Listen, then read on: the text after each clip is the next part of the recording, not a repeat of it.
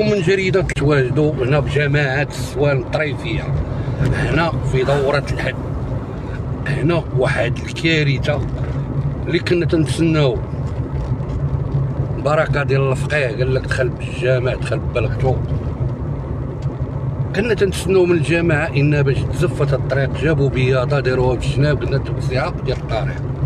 إما هاد الناس داروا الطراف في الجناب، داروا دكاكة، صيبوا قادو تنتسناو بزاف. قال لك لا، حنا وسعنا الطريق شوية باش الطراب ديال البياضة.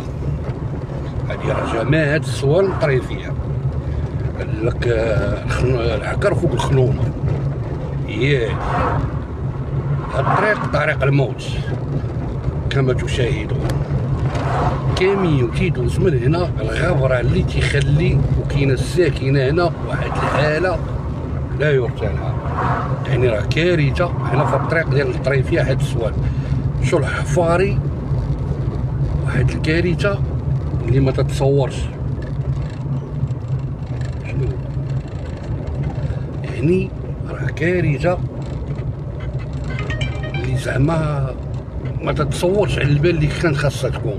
باش يجيبوا التراب البياضة ويحطوه بجانب هاد الطريق، راه عيب واعر. يعني تمن الطريق رئيسية، يعني طريق رئيسية، يعني مؤدية إلى مدينة السوالم أو منطقة السوالم. هذه هي دورة الحد اللي عندها واحد الدور مهم هنا في هذه المنطقة. هذه الطريق ديال الحد السوالم هذه تتأدي ب30.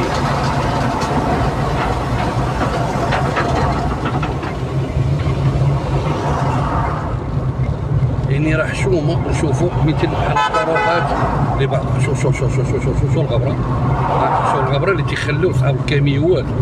هاد الغبره هادي هي بياض حشومه يديروها في الطريق ويخليوها يوسعوا بها الطريق. راه لا يعقل. شو الحفاري كيدايرين. شوف على غبره كيدايره. شوف شوف الطريق كي دايره كلها محفره حشومه. جماعه مثل السوان الطريفيه شحال من سنه والطريق هي هكا. شوف يعني فين هو الدور ديال هاد الجماعه، فين هي المسؤوليه.